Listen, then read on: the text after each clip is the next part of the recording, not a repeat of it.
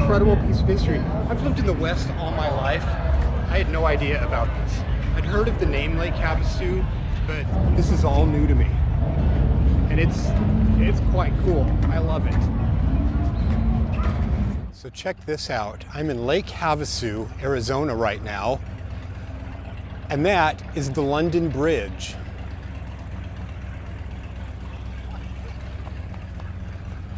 That is actually the bridge that was built in London, England over the Thames River in 1827 and finished in 1831. And it was dismantled and brought to the United States here in Arizona. So this bridge was reconstructed here, but the thing about it is that it wasn't just reconstructed.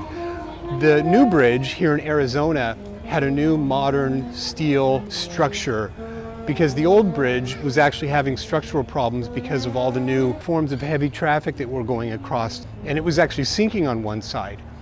So what is here now is essentially the facade, all of the external bricks, and you can see numbers in a few places, and those are actually the numbers that were used to help identify exactly their location. So the remarkable thing is that this bridge was predated by an earlier bridge that had been there for almost 700 years. It was a bridge that contained homes, walkways, shops, animals were on it, and by the late 1700s it was apparent that it was really needing to be replaced. And so the current London Bridge, which is now the one here in Lake Havasu, was built to replace it.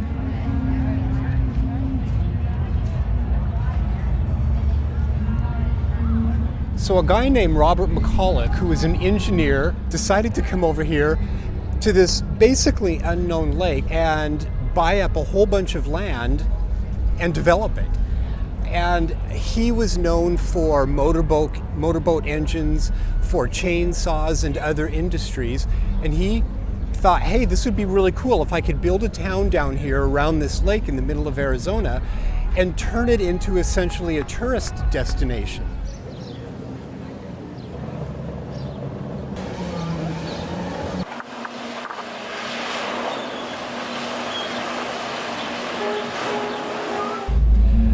So coincidentally, at the same time, right around the early mid-60s, over in London, they were trying to decide what to do with this bridge behind me. It was at a point where it just was not handling all the new modern traffic, the loads of these newfangled cars going over it, and it was actually beginning to sink on one side. And so they were just going to essentially dismantle it and take it down. But one city council member said, we can probably sell this thing. It's a huge antique. And it actually has some fascinating history going back to Napoleon, which I'll talk about later. And so one of the city councilmen came over to the United States and basically tried to sell it. And Robert McCulloch found out about this, and it kind of was a perfect fit. It was this weird sort of match made in heaven as an oddball thing.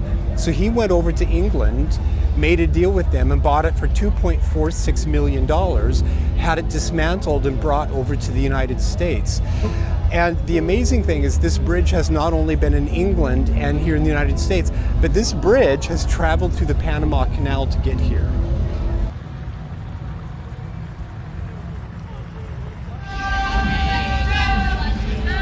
So by the 1970s, the early 1970s, Lake Havasu had gone from just a handful of citizens from the early 1960s to about 10,000 people. By 1975 or so, they were estimating to have several million visitors a year visiting this bridge and hence the area, and it became just an incredible economic success. And Lake Havasu today owes everything to Robert McCulloch establishing industries here, doing his chainsaw manufacturing plant. He had an airstrip just on the other side of this bridge here in which he would fly in people and tourists before they had interstate here.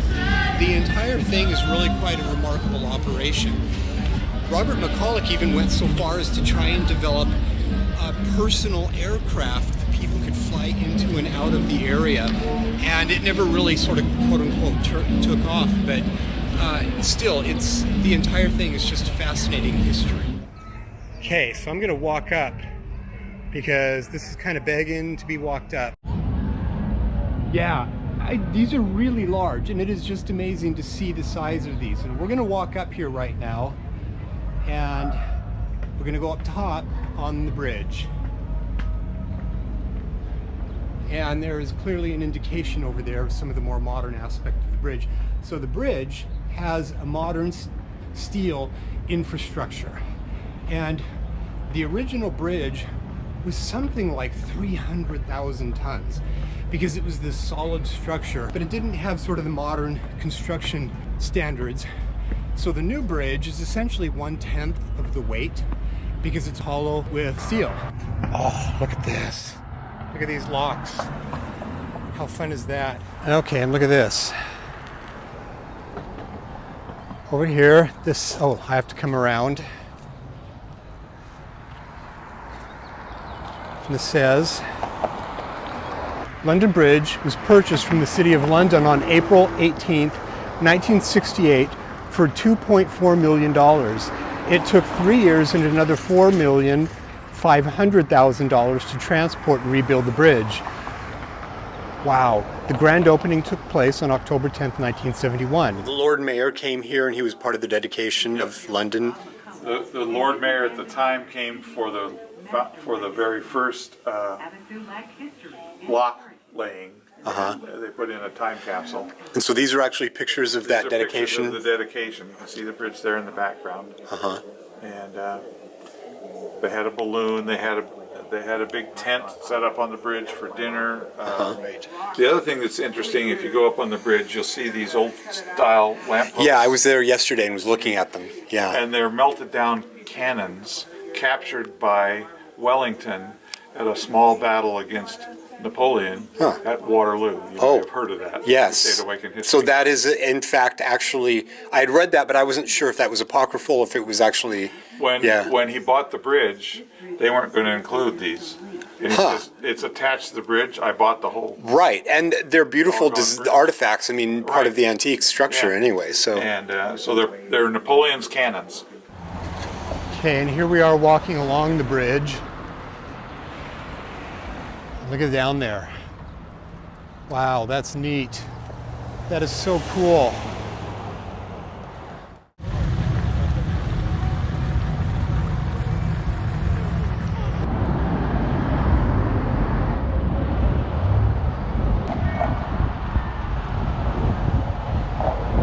Look at that. More of the locks. I wonder what the history of that is. That's really fun.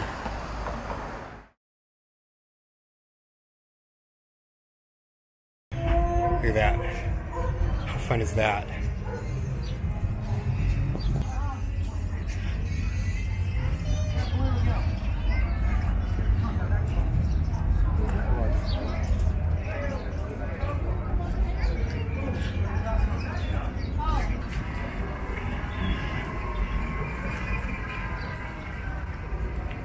London Bridge Resort. I don't know what the Kokomo is. It looks like it's like a nightclub or a bar or something. I would say the total area is maybe 3/4 of a mile long. You can totally see the entire length of the bridge there. I love this.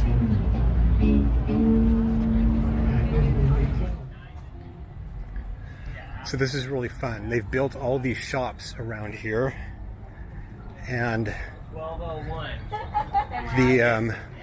this is all, you know, obviously a bit of a tourist trap. And originally, when this bridge came here, they built sort of a little town around it that mimicked an Old English town. And apparently that didn't survive too well. It just wasn't built too terribly well. And so it was taken down, and this is sort of the remnant. Not remnant, this is basically what was built around it. I love this little building right here so much. I love this one.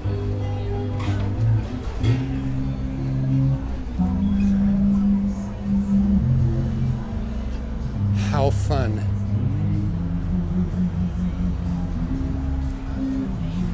I love that there are Christmas lights on it even now.